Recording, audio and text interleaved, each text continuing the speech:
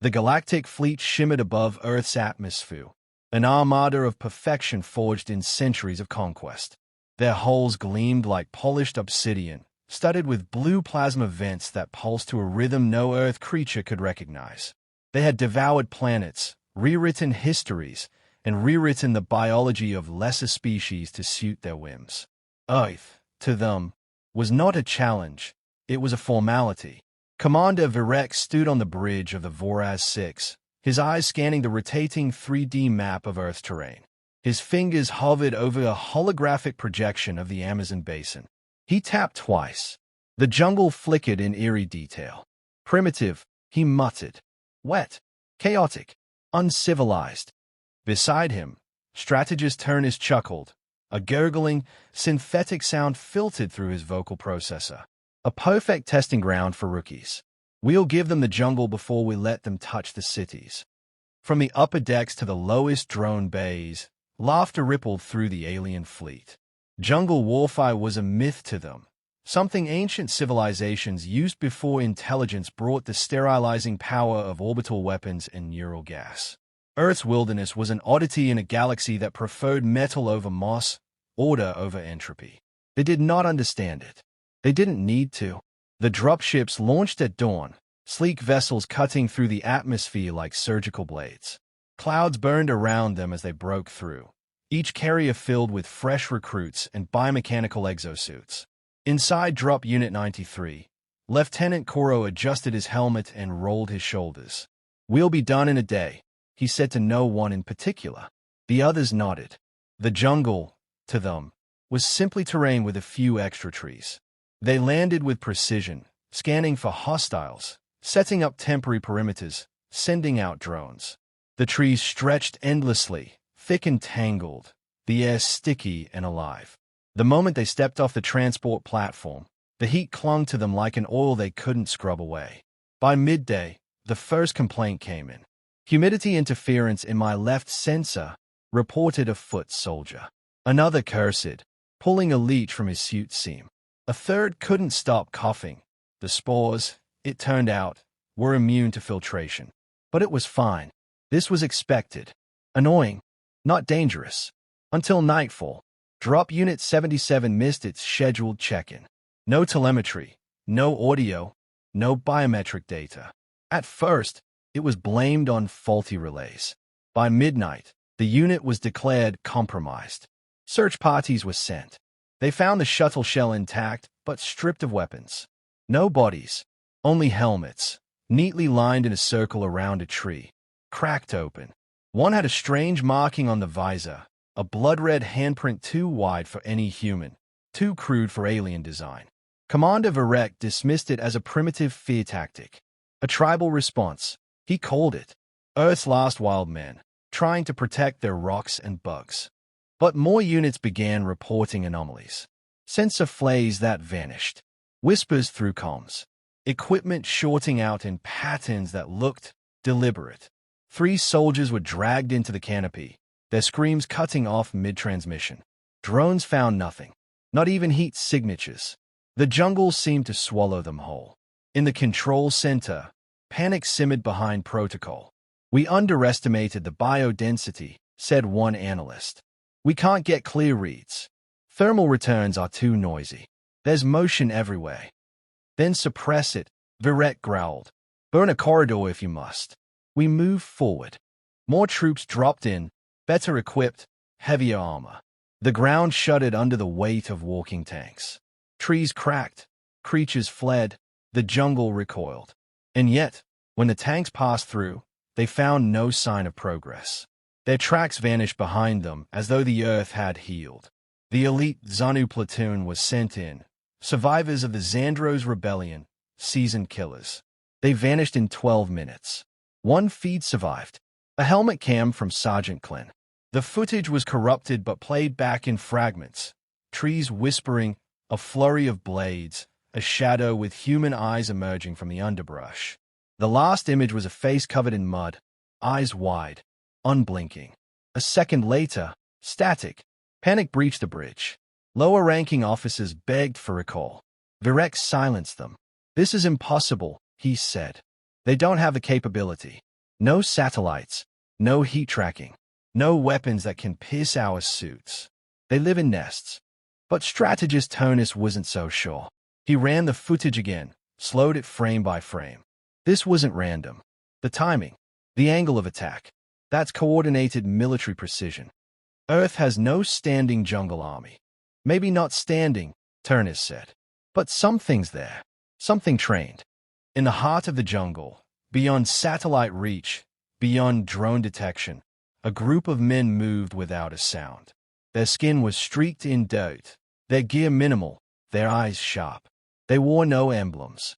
They carried blades, short-range weapons, modified alien tech scavenged from early skirmishes. They were the ghosts of Earth's forgotten wars, men trained to become the jungle, to move within it like blood through veins. Their names were erased from records, their operations unsanctioned, their existence denied. Captain Rios crouched beneath a wall of roots, motionless. His team waited in silence, breathing in sync with the wind. He tapped twice on his forearm band. A pattern pulsed. Time to move. They swept through the trees like shadows, flanking the alien squad deployed an hour ago. Not a word spoken. One by one, the invaders disappeared. No blasters fired. No screams. By sunrise, the squad was gone. In their place, nothing. No wreckage. No remains. Only silence. Above, in orbit, Varek paced the bridge of his ship, eyes flicking across dozens of failing data feeds. Dozens of red marks, unit offline, telemetry dead, signal lost. This is not a battlefield, he said finally. This is an illusion, a lie designed to trap us. No, Turnus whispered. It's a trap they know better than we do. We are in their world now. And for the first time, the great commander of the Galactic Fleet felt something unfamiliar tighten in his chest. Fear. Because for all their power, all their intellect, all their precision, they had stepped into something ancient. Something that didn't need machines or orders or conquest. Something that had waited for them. The jungle had eyes, and it remembered. The fleet shimmered like a constellation of steel above Earth, its presence imposing and unchallenged. Alien warships, sleek, enormous, armed with centuries of technological superiority, hovered in silence, surveying the planet below. Earth's blue-green surface spun lazily beneath them, its vast jungle sprawling like veins across the continents. To the Galactic Coalition, it was an organic mess. Untamed, unrefined, a relic of evolutionary chaos. Commander Virek stood tall at the helm of the Voraz 6, his obsidian armor casting jagged reflections in the bridge's cold light. His pale, translucent skin glowed faintly under his cranial implants, which blinked in unison with the ship's data rhythms. He studied the planetary scans as they rolled across the tactical array. Biological noise, high moisture, dense foliage. The jungle regions flickered red with unreadable activity. A nest of parasites, Virek muttered, eyes narrowing. Their kind still hides in trees and mud. They call it the Amazon, strategist Turnus replied, his voice soft, calculated, almost bored. His skeletal form was draped in a fiber-woven mantle, embedded with neural bands pulsing with ambient intelligence. Dense organic cover, high biomass, but no formal threat. Their kind does not master the terrain, they endure it. Virek's lip curled. Then we'll burn it. Our rookies need blood. Let them earn their metal in the date. Within hours, Operation Verdant Sweep was greenlit.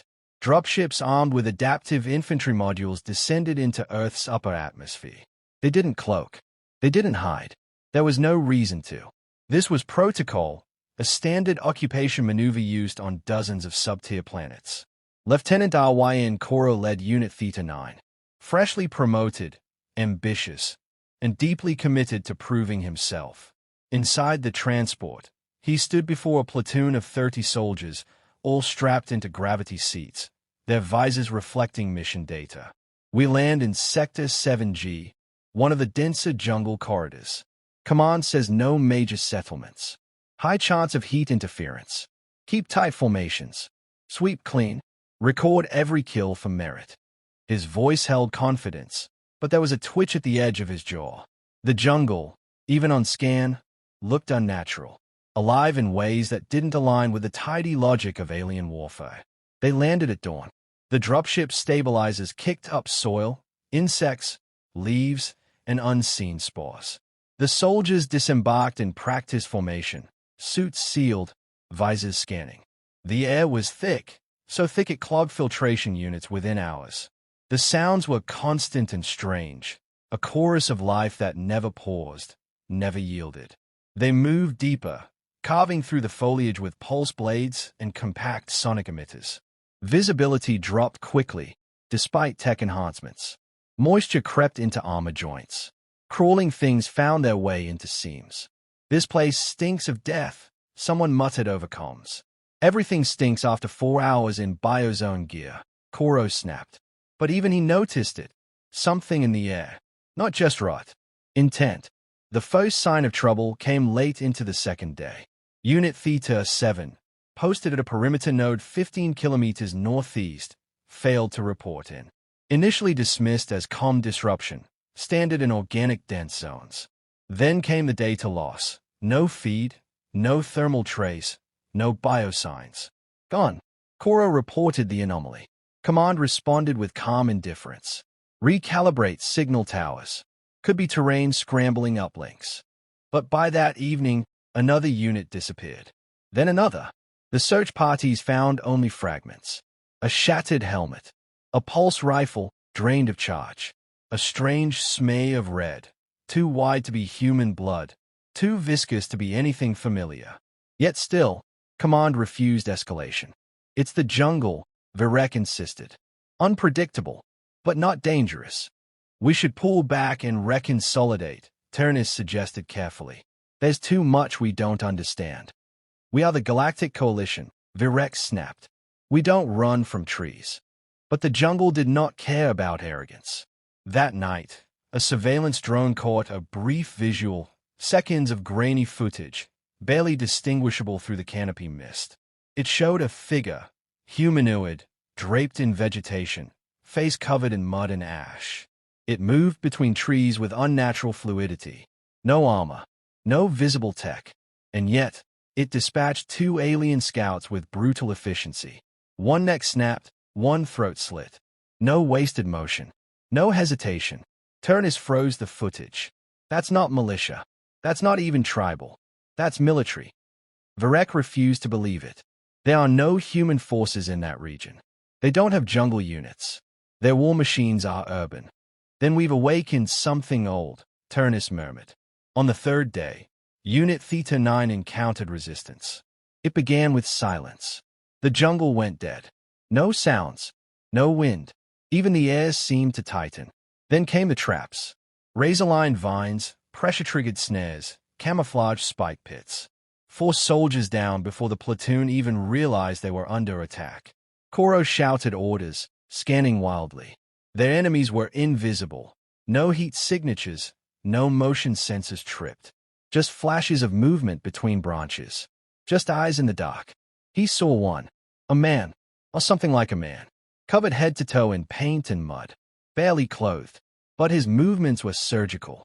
Calculated. Koro raised his rifle. The man vanished.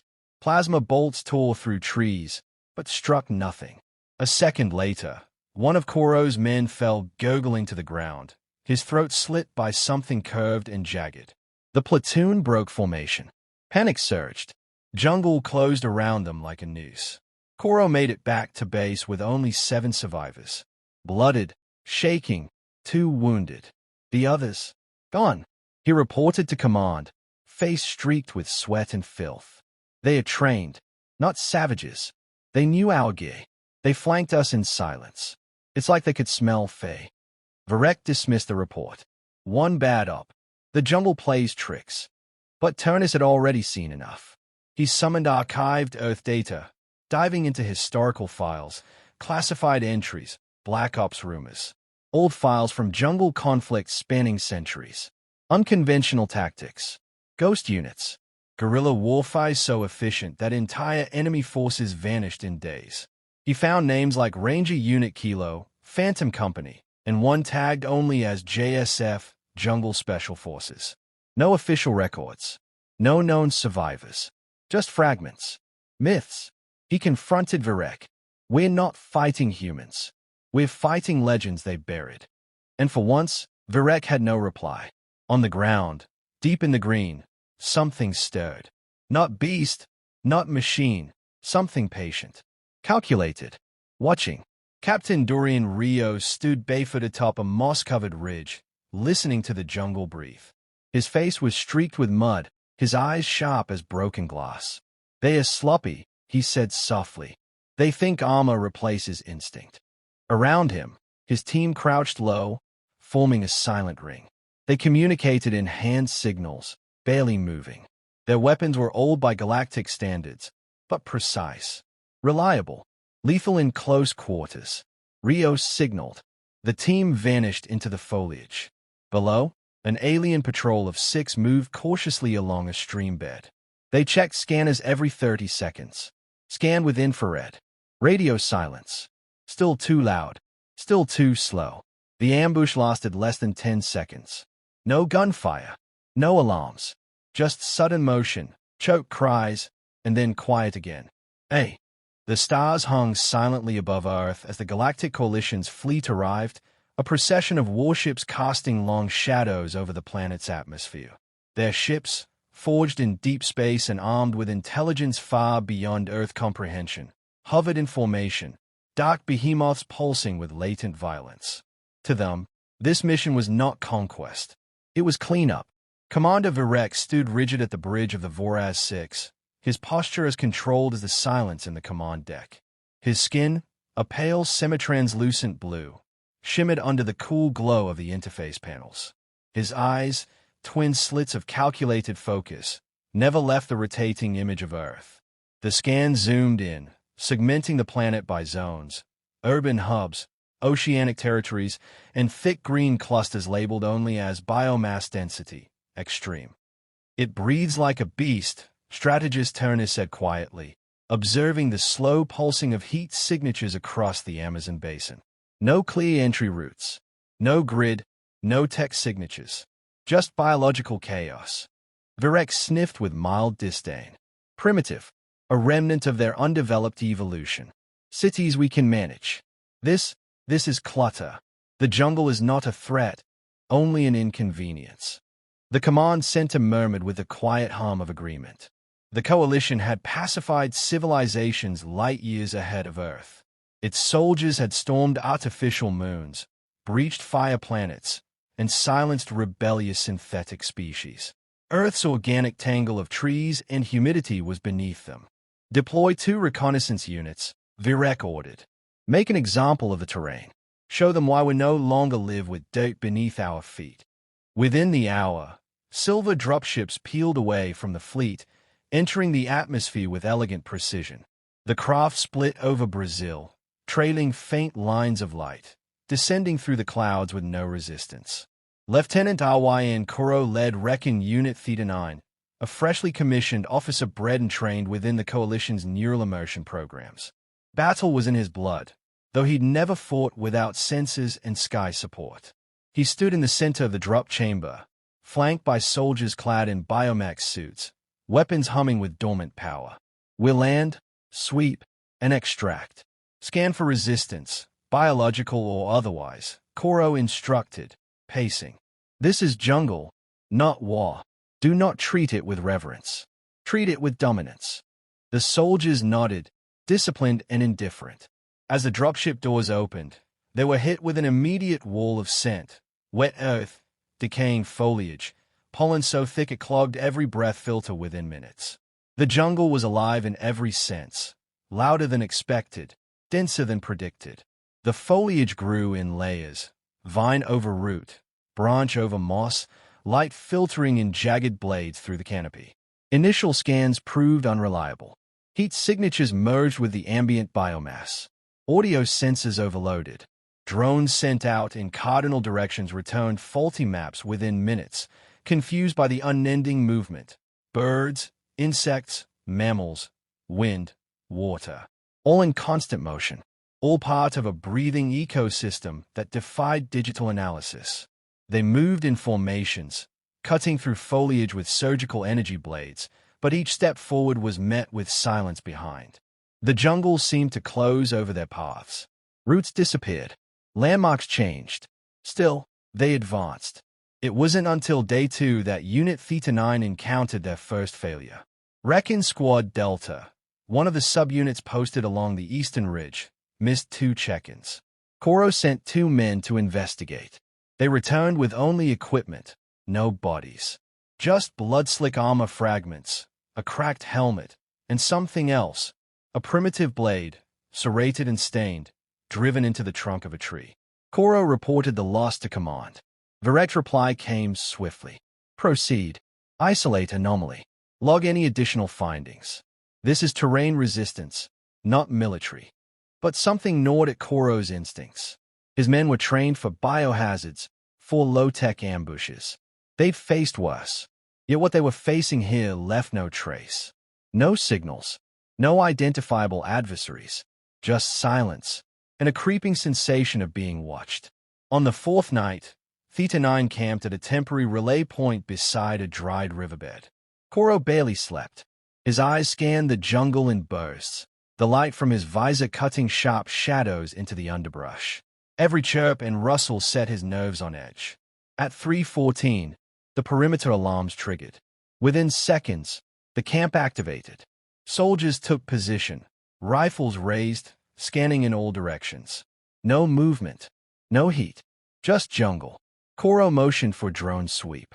The drone launched, rising quickly over the canopy, and exploded 5 seconds later.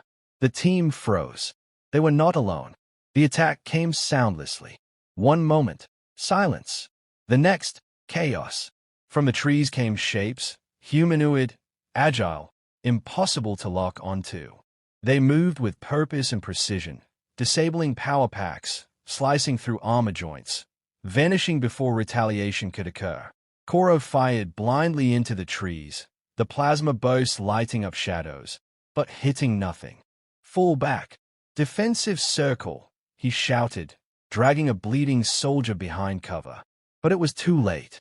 8 gone within 2 minutes. The attackers, whoever they were, did not linger. They vanished as quickly as they came. When dawn came, only 13 soldiers remained. Equipment shredded. Morale shaken. Koro reported everything. The silent ambush.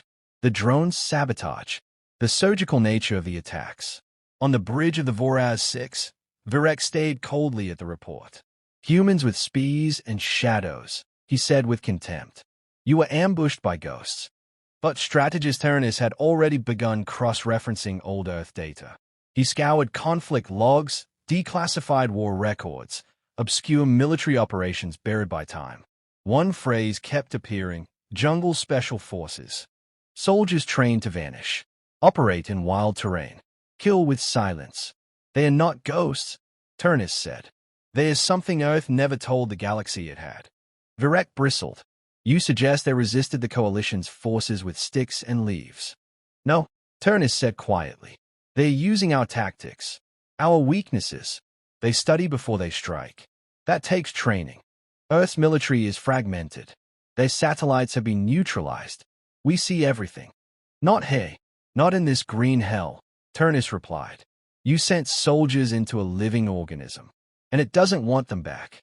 Back on the ground, Koro moved silently through the undergrowth with the 5 remaining soldiers. He didn't know where to go. Command had gone silent. His relay was jammed. They'd stopped using energy beacons after realizing the enemy could trace them. He moved by instinct now, ducking low, watching every branch, listening with growing dread.